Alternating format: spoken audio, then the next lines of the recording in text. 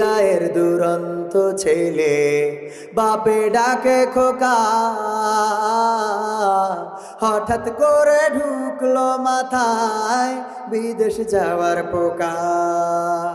রোগে শোকে ক্লান্ত পিতা খাটার নাই উপায়, বেকার ছেলের এমন কথায় বাবাও দিল সাই। ক্ষেতের জমি হালের গরু বিক্রয় করে দিয়ে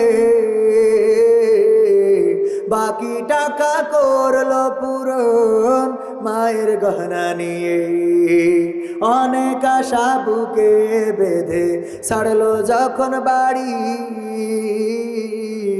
সে যে কি বেদনা বিধুর ছিড়ল যেন নাড়ি।